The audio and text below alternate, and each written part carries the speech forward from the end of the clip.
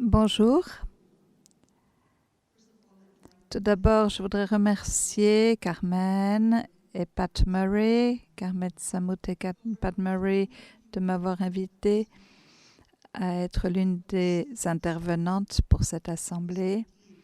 C'est un grand privilège pour moi d'être ici en face de vous pour partager mes recherches sur ce sujet qui m'a été confié. Je voudrais remercier aussi Teresa Maya de nous avoir donné le contexte, l'esprit, l'inspiration pour cette assemblée. Pour les traductrices, je commence avec le 3e paragraphe. C'est à partir d'une perspective biblique que je voudrais ici traiter notre thème, à savoir la responsabilité qu'ont les religieuses d'être des semences d'espérance prophétique pour la planète. En préparant cette intervention, plusieurs questions me sont venues à l'esprit. Que pouvons-nous apprendre des prophètes bibliques sur l'espérance et le contexte de leur espérance? Comment comprenons-nous cette espérance dans le cadre des textes bibliques qui parlent de la création? Quels sont les éléments importants et les caractéristiques de l'espérance prophétique? En tant que religieuse, continuatrice de la lignée des prophètes, comment pouvons-nous vivre notre responsabilité d'être des semeuses d'espérance prophétique face à la gravité de la réalité planétaire aujourd'hui? J'essaierai de répondre à ces questions en analysant le concept d'espérance dans la littérature prophétique et son développement dans les Écritures chrétiennes, et en reliant ce concept à la responsabilité qu'ont les humains de protéger la création de Dieu et le don de la vie.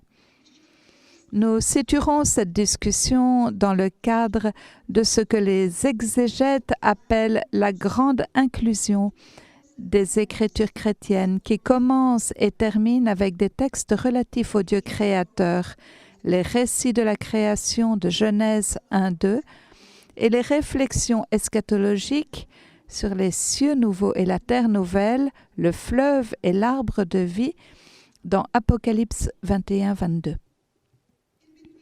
Entre ces deux extrémités se trouvent des récits d'expériences de foi du peuple de Dieu.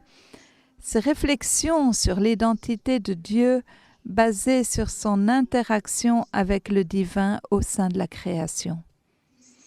Ces récits et ces réflexions nous placent dans une vision d'ensemble et nous donnent des concepts métaphoriques pour répondre aux questions: d'où venons-nous? Où allons-nous? Quel est notre appel? Et qui sommes-nous en relation avec tout le créé? Tout d'abord, nous devons situer l'espérance prophétique dans le contexte plus large de la vocation du prophète biblique et de la compréhension d'une telle vocation. Dans la tradition biblique, tant dans les écritures juives que chrétiennes, Dieu désigne certains individus, hommes et femmes, et dépose en eux le don de prophétie afin qu'ils puissent interpréter la volonté divine et parler avec une autorité divine. Cela implique aussi qu'ils agissent au nom de Dieu pour construire la communauté. 1 Corinthiens 14. Ils sont aussi visionnaires, responsables du culte, guérisseurs, faiseurs de miracles, éveilleurs de conscience, conseillers, libérateurs, etc. Dans la tradition chrétienne, les prophètes sont considérés comme des visionnaires du futur dont les paroles annoncent la venue de Jésus.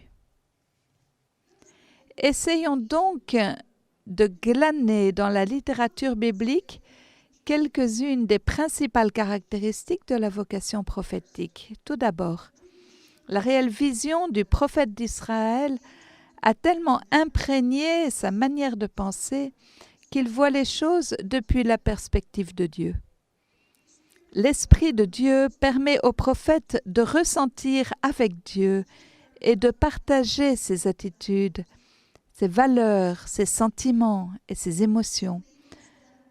Ceci le rend capable de voir les événements de son temps comme Dieu les voit et de ressentir ces événements de la manière dont Dieu les ressent. Deuxièmement, le prophète est aussi la conscience d'une communauté et d'une nation. Le prophète est là, il observe, attentif à ce qui pourrait arriver à la communauté. Il donne un avertissement, il essaie d'alerter tout le monde et il voit les implications de ce qui arrivera si la communauté ne réagit pas au signe des temps. Troisièmement, le prophète annonce les ténèbres et la tristesse à chaque fois que la communauté désobéit à la parole de Dieu et qu'elle est infidèle à son alliance. Mais aussi, il prépare la communauté au renouvellement de l'alliance et à s'ouvrir à un futur plein d'espérance. Ainsi, l'obéissance à la parole de Dieu est fondamentale pour la mission du prophète. Le prophète va toujours de l'avant, même contre son gré, porteur d'un message qui n'est pas le sien. Ce message est toujours adressé à notre monde, avec une exhortation à revenir à ce qui est essentiel, à découvrir une relation avec Dieu dont l'amour est éternel. La personne du prophète renferme la tension entre les réalités présentes et les possibilités futures, entre la tentation du désespoir et la fidélité à la promesse de Dieu, entre des images de terreur et des esquisses d'un nouveau lendemain. C'est au sein même de cette tension que se situe l'espérance prophétique. Qu'est donc cette espérance prophétique et quels éléments, quelles caractéristiques pouvons-nous recueillir à partir de la manière dont elle est perçue et vécue par les prophètes bibliques? L'espérance prophétique. Il est inhérent à la vocation prophétique d'être semence d'espérance, d'être engagé dans une action prophétique qui finira par entraîner un retour à la foi et à la vie. On trouve chez les prophètes bibliques à la fois la critique du temps présent et l'espérance dans les desseins et les plans de Dieu, qui sont beaucoup plus vastes. Dans la tradition judéo-chrétienne, le prophète n'est pas seulement celui qui annonce le malheur apocalyptique, mais aussi celui qui donne l'espérance. L'atmosphère qui caractérise toutes les écritures hébraïques est celle de l'espérance, bien qu'il n'existe pas de mot hébreu correspondant exactement à espérance, ni de concept précis d'espérance dans le sens de désir accompagné d'attente. Le motif d'espérance reste le même dans la littérature prophétique. Seul Yahweh peut donner à Israël un futur et une espérance. Chaque prophète peut être différent des autres dans la manière de présenter le message en fonction de la période historique et du contexte du message prophétique. C'est presque un lieu commun que de dire « tant qu'il y a de la vie, il y a de l'espoir », mais quand la mort devient certaine, il n'y a plus d'espérance. L'espérance et la vie sont unies dans le même souffle. Cependant, on trouve dans la littérature prophétique hébraïque comme des éclairs d'espérance qui annoncent que la puissance et l'amour d'alliance de Dieu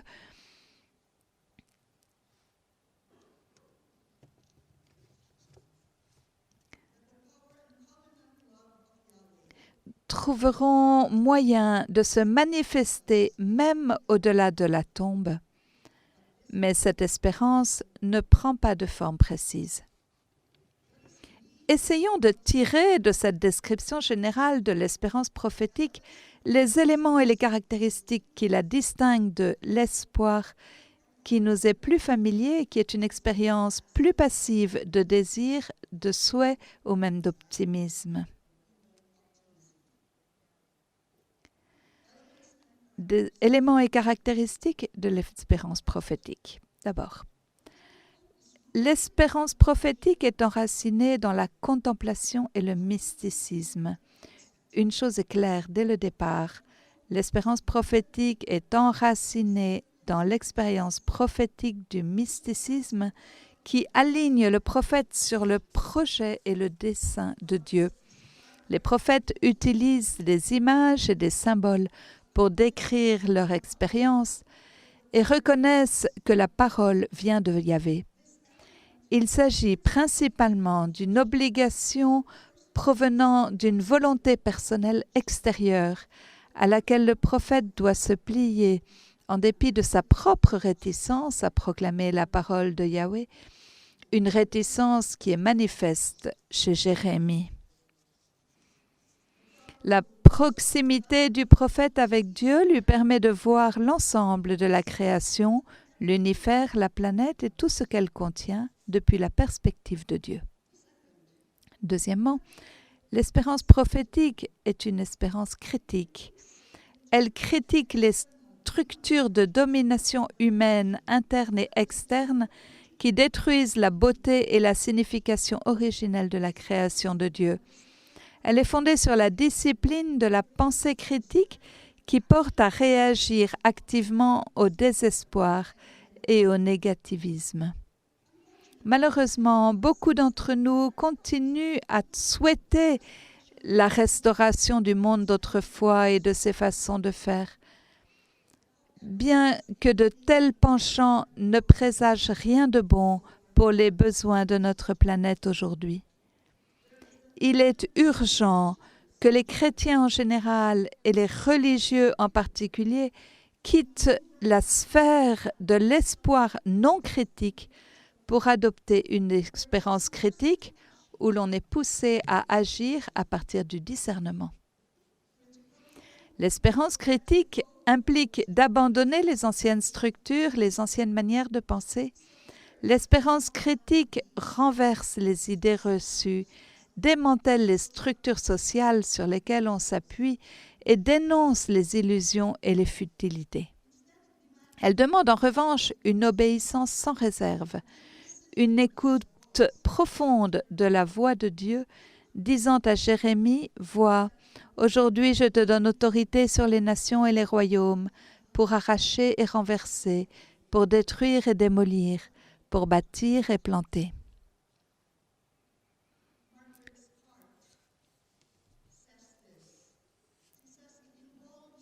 Cela implique de dénoncer le présent pour déplorer la destruction environnementale et d'évoquer la mémoire du rêve de Dieu pour la création en éveillant les consciences à l'écocide mondial qui menace l'humanité et la planète tout entière ici et maintenant. C'est Margaret Scott qui dit cela. Troisièmement, l'espérance prophétique se situe aux périphéries et elle est enracinée dans la solidarité avec les souffrances de ceux qui se trouvent aux périphéries.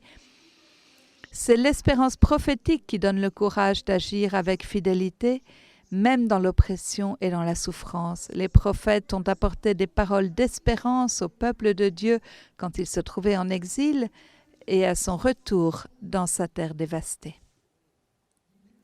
Les exégètes soutiennent que même si la littérature prophétique est pleine de fractures, de tensions et de contradictions, elle garde la ferme conviction qu'il ne faut pas chercher l'espérance et les bénédictions de Dieu dans les structures de pouvoir conventionnelles, dans les catégories religieuses en place, ni dans les systèmes géopolitiques forts.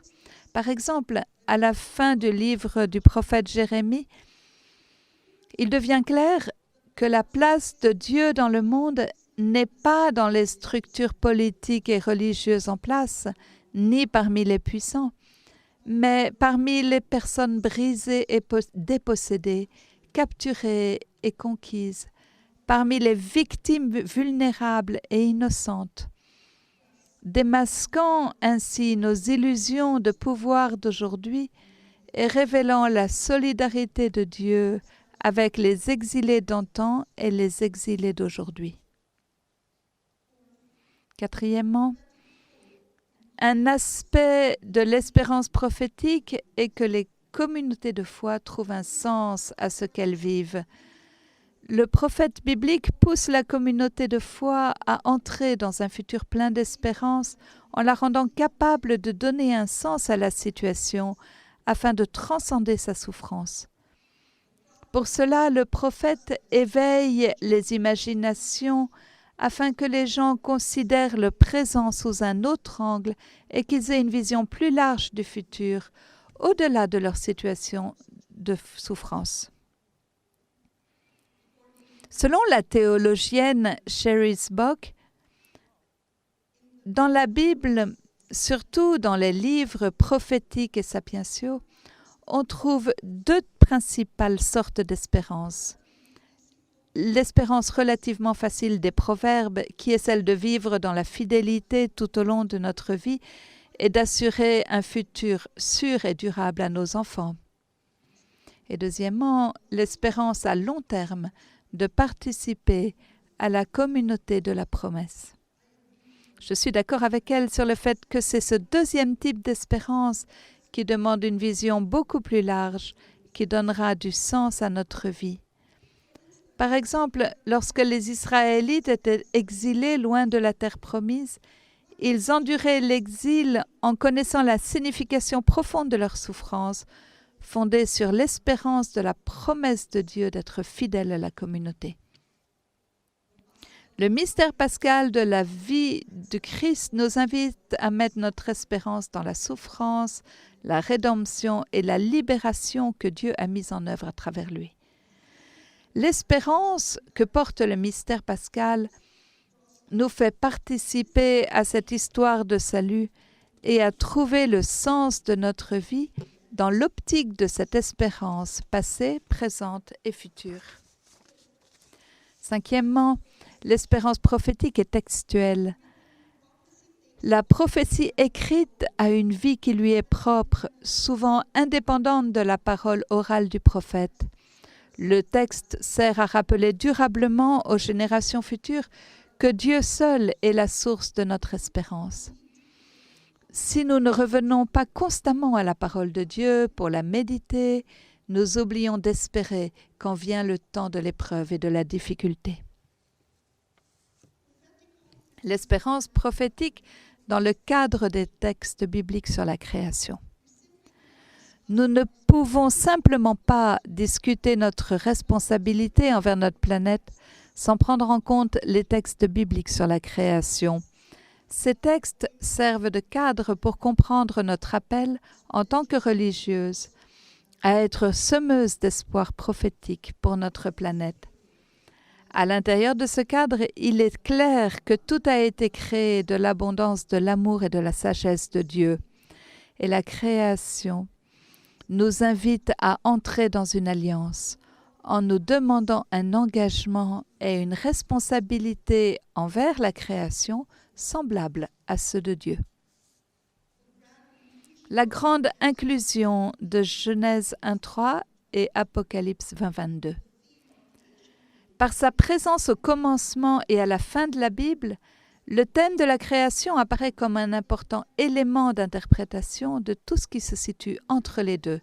Interprété ainsi, le récit de la création, du péché et de la chute en Genèse 1:3 et la rédemption cosmique incarnée d'Apocalypse 20:22, ainsi que la rédemption cosmique de la création en Romains 8, 18, 23, présente une preuve convaincante pour l'attente chrétienne que la rédemption offerte dans le Christ comportera une transformation, mais non la destruction, de l'existence physique et matérielle de l'univers.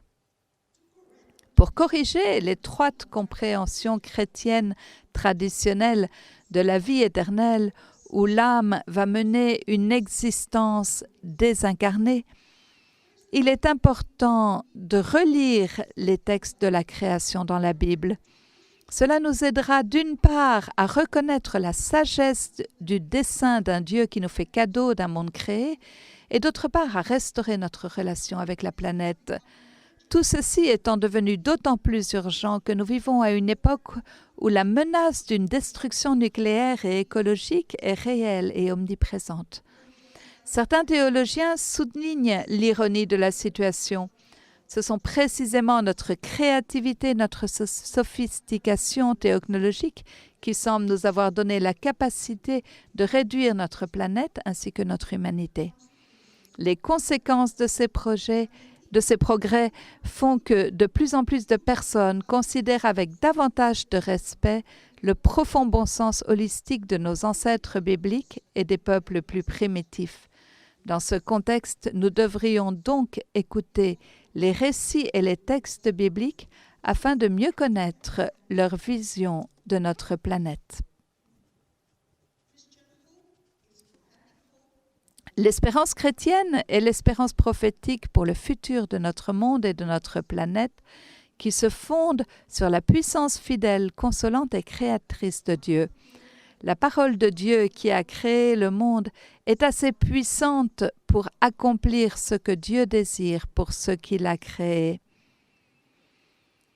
Dieu nous a appelés, nous les humains, à collaborer avec cette entreprise et cette créativité divine. En tant que chrétiens, nous faisons partie d'une tradition biblique explicite à ce sujet.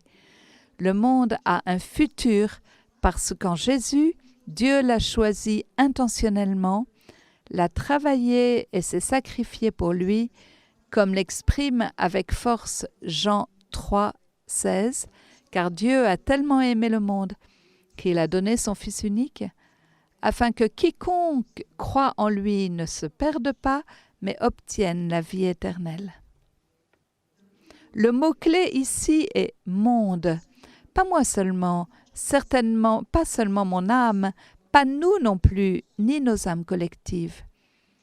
La compréhension chrétienne du salut doit retrouver son universalité et son intégralité inhérente. C'est quelque chose qui n'implique pas uniquement les êtres humains, mais la création dans sa totalité. La rédemption cosmique de la création en Romains 8, 18-25. Dans sa lettre aux Romains, Paul écrit que la création tout entière gémit. Elle passe par les douleurs d'un enfantement qui dure encore. Esclave de la dégradation, la création attend d'être libérée afin de partager la liberté de la gloire donnée aux enfants de Dieu, qui gémissent eux-mêmes en attendant dans l'espérance la rédemption de leur corps. Ces mots de la lettre aux Romains expriment une espérance prophétique qui inspire et soutient les chrétiens dans leur cheminement vers Dieu. Pourquoi la création elle-même attendrait-elle avec impatience la rédemption? Comment pouvons-nous imaginer l'amour gratuit, compatissant de Dieu pour le monde créé? Pour répondre à cette question, les exégètes avancent que la création elle-même a peut-être été affectée par le péché humain, comme Paul le suggère dans les 2 versets suivants. La création a été soumise au pouvoir du néant, au verset 20, et elle a gardé l'espérance d'être, elle aussi, libérée de l'esclavage de la dégradation pour connaître la liberté de la gloire donnée aux enfants de Dieu, verset 21. Dans cette section, le texte se réfère à la malédiction reçue par Adam et Ève suite à leur péché en Genèse 3, 17, quand Dieu proclame « Maudite sera la terre à cause de toi », qui indique qu'une malédiction a aussi été jetée sur la création. Dans la pensée de Paul, il n'y a pas de séparation radicale entre le corps et l'âme, ni entre le corps et la chair et le reste de l'existence créée. Tous ces éléments participeront à la rédemption offerte par le Christ. Il est clair que le monde n'est pas ce qu'il devrait être. Dans l'espérance prophétique, nous relisons le passage de la lettre aux Romains avec un esprit critique qui nous fait regarder la réalité de notre monde et nous rendre compte que les choses doivent changer. La souffrance et l'espérance s'opposent.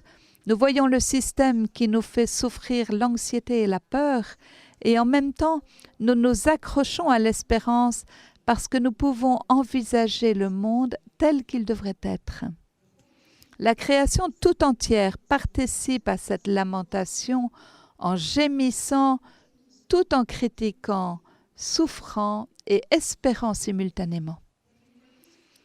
Quand nous participons avec la création à ce gémissement et à cette attente impatiente, avec une espérance prophétique et critique qui est une attente continue, active et chargée d'espoir, nous recevons le bénéfice de cette action en ce que nos actes nous aident à devenir davantage conscients de notre place dans ce processus d'espérance.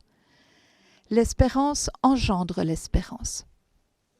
Le livre de l'Apocalypse affirme que toute malédiction aura disparu, ainsi que le proclame la rédemption cosmique de Romains 8 et la levée de la malédiction sur la création de Genèse 3. Dans la vision finale de l'Apocalypse, l'auteur termine sa description de la révélation qu'il a reçue en offrant à ses lecteurs l'image imposante d'un monde sauvé dans lequel les éléments naturels de la création, la lumière, la terre, l'eau, gardent tous un rôle significatif au sein de la nouvelle Jérusalem céleste établie par Dieu. Cette image est superbement représentée dans l'arbre de vie dont les feuilles sont un remède pour les nations. Il ressort clairement de notre lecture des textes bibliques que la création a pour Dieu une valeur intrinsèque, qu'elle n'est pas purement instrumentale. C'est la création tout entière et pas seulement les humains qui a un rôle à jouer dans le plan de salut de Dieu. On ne peut pas les séparer. On ne peut pas non plus concevoir la justice de Dieu sans intégrer la guérison et la transformation de la création avec la transformation et la rédemption du peuple de Dieu. À cause de cette interdépendance, toute blessure infligée à la création est donc en fin de compte une blessure infligée aux humains et un réel affront au plan de Dieu sur toute la création qui nous a été révélé dans le Christ. Si ce que Dieu désire sauver est la réalité du monde et de notre planète en tant qu'ensemble vivant, actif, intentionnel, et qui se constitue lui-même, alors l'activité salvifique de Dieu ne s'effectue pas hors de l'activité du monde, mais surtout dans et par l'action humaine. Il y a donc proportionnalité directe entre d'une part le fait que le salut doit venir de Dieu et d'autre part le fait que les humains ont à assumer la responsabilité du bien-être du monde et de la planète. Plus grande est notre foi dans le salut de Dieu, plus grande est l'obéissance de notre foi qui est activement responsable de la création tout entière. La responsabilité de la vie religieuse pour semer l'espérance prophétique pour la planète. L'incitation à récupérer les dimensions prophétiques des récits bibliques provient du fait que Dieu nous appelle à penser et à agir en relation avec toutes les sphères de l'espérance humaine. Sociale, géopolitique, économique, technologique et religieuse. La vie religieuse se situe aujourd'hui précisément là où il y a un formidable défi à vivre l'appel à être semence d'espérance prophétique. Paul, dans sa première aux Corinthiens, affirme que Dieu a placé dans l'Église, premièrement des apôtres, deuxièmement les prophètes, troisièmement ceux qui ont la charge d'enseigner. Ces trois branches constituent la structure de l'Église telle que nous la connaissons aujourd'hui. Les évêques appartiennent à la branche des apôtres, la vie consacrée à celle des prophètes, les théologiens à celle de ceux qui enseignent. Bien que les trois branches ne s'excluent totalement les unes les autres dans certaines positions, Ce qui est essentiel à la vocation consacrée et sa fonction prophétique, discerner la volonté de Dieu pour l'Église, présenter de nouvelles manières de suivre le Christ et jouer un rôle correctif dans l'Église à chaque fois que les valeurs de l'Évangile sont oubliées ou compromises. Si l'un des principaux buts des prophètes était d'amener Israël, ou dans certains cas les nations environnantes, à la repentance, cela implique donc que les religieux doivent agir aujourd'hui comme le faisaient les prophètes, conduire les hommes et les femmes à se repentir de leurs péchés contre la beauté et la bonté de la création de Dieu. Au long des siècles, les congrégations religieuses ont donné témoignage de leur vocation prophétique au service de l'Église et du monde.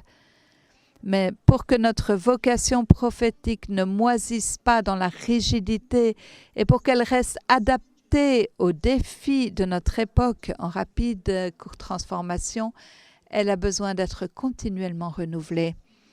Ce renouvellement permanent suppose les mouvements suivants. Le premier mouvement, du repentir à la conversion.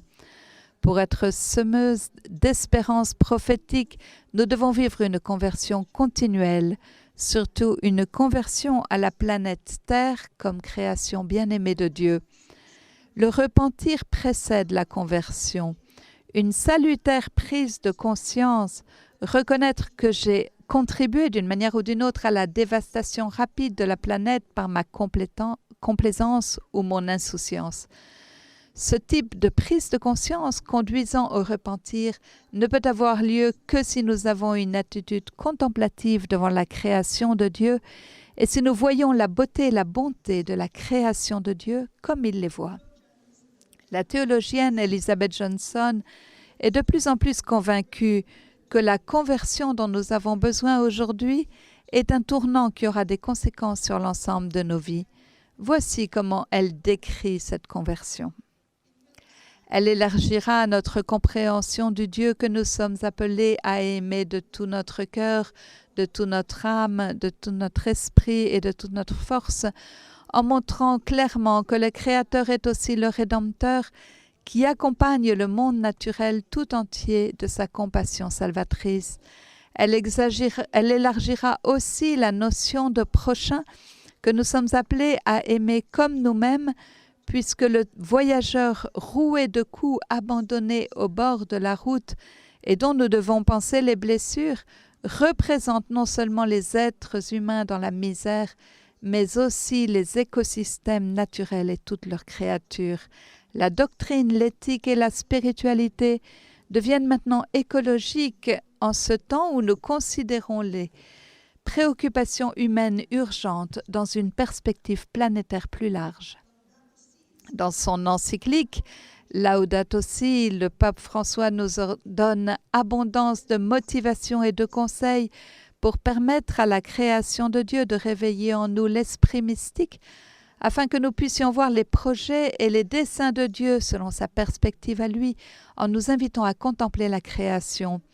Cette contemplation de la création nous permet de découvrir à travers chaque chose un enseignement que Dieu veut nous transmettre. Parce que pour le croyant, contempler la création, c'est aussi écouter un message, entendre une voix paradoxale et silencieuse. Et on comprend mieux l'importance et le sens de n'importe quelle créature si on la contemple dans l'ensemble du projet de Dieu. Les créatures n'existent qu'en dépendance les unes des autres pour se compléter mutuellement au service les unes des autres. Laudato Si numéro 86. Le deuxième mouvement, c'est du centre à la périphérie. C'est un mouvement qui va de la sécurité de nos institutions établies à la vulnérabilité de nous trouver aux périphéries. La prophétie conduit nécessairement les religieux à la périphérie, qui, pour le pape François, constitue le cadre privilégié de la vie religieuse. L'espérance prophétique se situe donc aux périphéries et elle est enracinée dans la solidarité avec les souffrances de ceux qui y vivent. En se situant aux marges et non au centre de l'Église, les religieux peuvent interpeller la hiérarchie et l'Église tout entière afin qu'elle réponde aux signes des temps. Par exemple, même avant la publication de l'encyclique Laudato Si du pape François, les religieuses étaient déjà aux premières lignes de la question écologique, éveillant les consciences face aux dévastations causées par le réchauffement climatique mondial et d'autres formes de manipulation de la nature.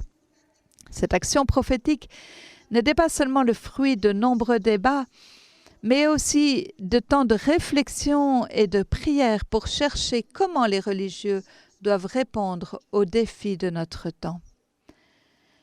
C'était une manière de sensibiliser les gens aux problèmes écologiques de notre planète en montrant l'exemple et en éveillant les consciences sur la responsabilité de tout un chacun envers l'environnement.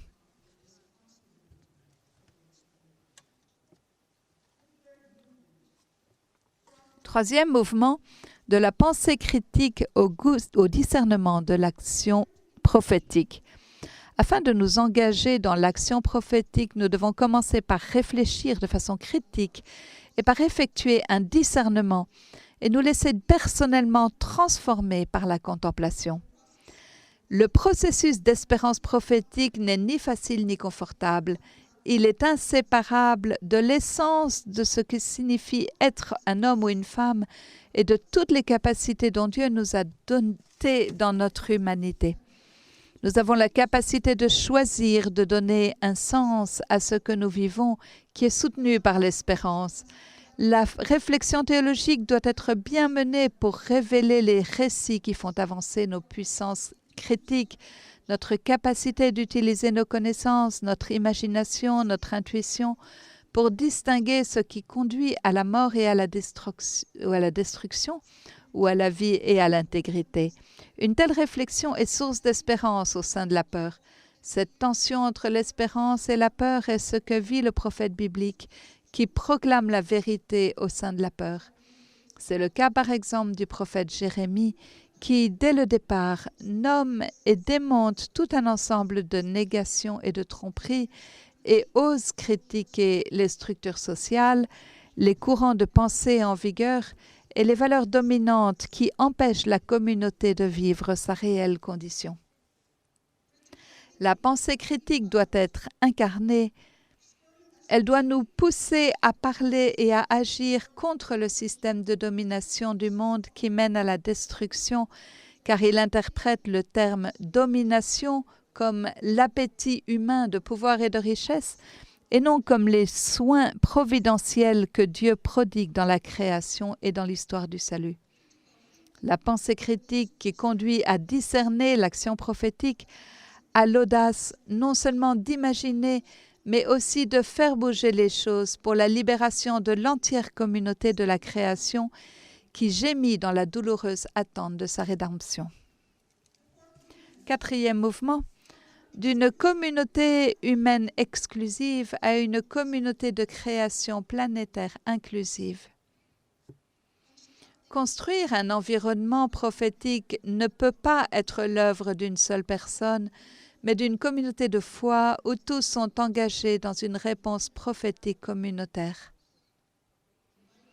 Par réponse prophétique, nous voulons dire l'appel délibéré à nous engager dans une action passionnée et courageuse en solidarité avec les personnes les plus vulnérables de notre planète pour contribuer à alléger leur fardeau. Il nous faut une vision de la vie consacrée qui soit bien plus large que nous, quelque chose qui aille bien au-delà de l'ici et maintenant. Il s'agit d'anticiper les cieux nouveaux et la terre nouvelle, la communion cosmique et universelle d'un royaume où Dieu sera tout en tous. Avec des communautés de foi qui tendent à revoir la signification de la communauté, la vie religieuse a besoin urgent d'entrer dans cette réflexion et de trouver dans l'analyse biblique ce qui lui permettra de mieux saisir la relation entre les êtres humains et le reste de la création. Une relecture attentive des textes bibliques sur la création donnera un contexte plus large dans lequel on pourra situer les rôles particuliers et distinctifs des humains dans la création en les reconnaissant sans pour autant élever les humains au-dessus des autres créatures de Dieu. Bien que les auteurs bibliques ne fussent pas capables d'établir de telles relations basées sur les conséquences de la science moderne, ils nous donnent plus que ce que peut offrir la science en termes de valeurs, d'éthique, de responsabilité et surtout de relations dans la création avec Dieu. Toutes les créatures de la Terre partagent la même planète et participent à une communauté interdépendante orientée par-dessus tout vers Dieu, notre Créateur commun. Notre vocation prophétique doit nous ouvrir aux autres et au monde pour que nos propres personnes, nos communautés et notre planète Terre soient des lieux d'hospitalité inclusive pour l'humanité et la création tout entière. Dans les Écritures chrétiennes, les relations et la communauté sont importantes pour trouver et garder l'espérance. Dans la communauté de la création, nous avons besoin d'un réseau interdépendant de protection. Protéger notre planète devient un impératif pour exprimer notre amour du prochain. Nous semons l'espérance prophétique pour notre planète quand nos communautés comprennent et vivent le commandement de l'amour du prochain dans le contexte plus large de la protection de notre planète vulnérable. Aimer notre prochain signifie aussi faire ce que nous pouvons pour permettre à notre planète de donner aux autres êtres humains ce dont ils ont besoin pour vivre. Cela exige de nous de revoir nos styles de vie et nos priorités à la lumière de la vie durable de tous nos prochains, ceux qui habitent tout près de nous et ceux qui sont de l'autre côté de la planète. Conclusion et implication. Ayant analysé les différentes dimensions bibliques de notre vocation prophétique dans le contexte de la condition vulnérable de notre planète, nous revenons à la question de savoir quelle est la responsabilité de la vie religieuse pour semer l'espérance prophétique pour notre planète vulnérable. Voici quelques points saillants qui émergent de notre relecture des textes bibliques. Premièrement, comme les prophètes bibliques, la vie religieuse doit fournir aux fidèles un encouragement à avancer vers le futur qu'ils espèrent, en les aidant à donner un sens aux situations dévastatrices que traverse notre planète et les appeler à une action prophétique réfléchie. Ceci ne peut avoir lieu que si les religieux sont formés à développer leur capacité de contemplation et de pensée critique qui les conduira à discerner les actions prophétiques nécessaires au bien de notre planète. Deuxièmement, nous avons vu dans les Écritures chrétiennes que les relations et la communauté sont importantes pour trouver et garder l'espérance prophétique. Notre processus de repentir vers une conversion écologique commencera donc par nous-mêmes et par nos institutions en tant que communauté de foi. Pour passer du repentir à la conversion, nous regrettons nos péchés par action et par omission envers la création de Dieu. Chaque religieux, chaque religieuse est invitée à commencer avec sa propre conversion écologique intérieure, comme faisant partie de sa formation permanente. De fait, nous sommes appelés à intégrer le processus de conversion écologique à tous les niveaux de notre formation. 3. Nous sommes interpellés à revoir notre compréhension de la vie consacrée et de nos vœux dans le contexte de notre relation à l'ensemble de la création de Dieu. Ceci implique de relire les textes bibliques de référence pour arriver à une nouvelle compréhension de notre vocation de consacrer. Ceci doit être intégré à tous les niveaux de la formation. 4. Nous sommes appelés à être davantage solidaires des personnes se situant aux périphéries, puisque c'est le lieu de notre vocation prophétique. À parler et agir pour nos frères et sœurs qui souffrent à cause des nombreux ravages touchant notre planète. 5. Notre vocation prophétique nous appelle à être des agents de guérison dans les relations brisées de l'humanité et de notre planète vulnérable.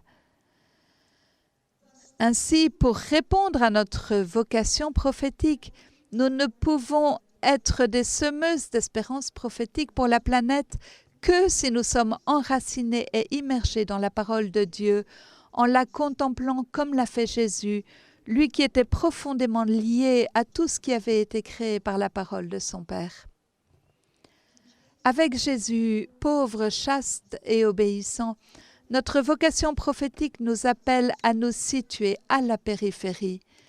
Elle demande que nous vivions nos vœux comme un engagement public à rester ouvertes au Dieu des surprises qui dérange nos styles de vie et nos mentalités bien établies et qui nous invite à une conversion écologique afin d'aider à apporter intégrité et guérison à notre planète brisée et vulnérable.